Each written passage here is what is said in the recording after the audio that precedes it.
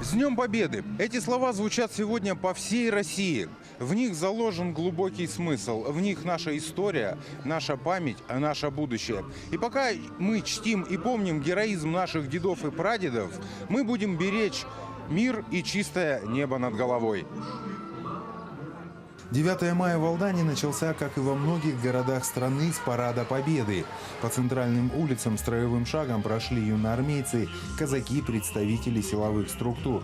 К ним присоединились трудовые коллективы, школьники и студенты и, конечно же, бессмертный полк. Это дети, внуки и правнуки героев, защищавших рубежи Родины и ковавших победу в тылу.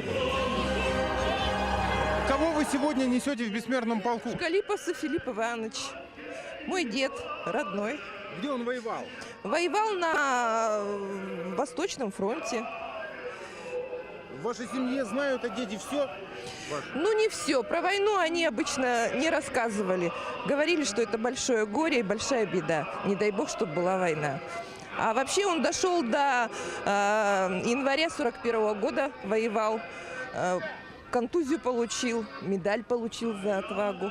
Но до Берлина не дошел, но всю войну прошел. В 41 году, как был призван с Алдана, в Алдана вернулся. У мемориала славы прошел торжественный митинг, возложение цветов к подножию обелиска, минута молчания и, конечно же, салют в честь героев, которые ценой жизни освободили мир от нацизма. В течение сегодняшнего дня пройдут различные мероприятия на различных площадках города.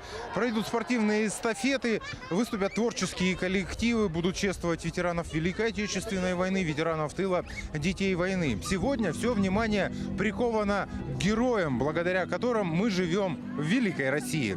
Руслан Павлов, Сергей Шипачев, Алдан.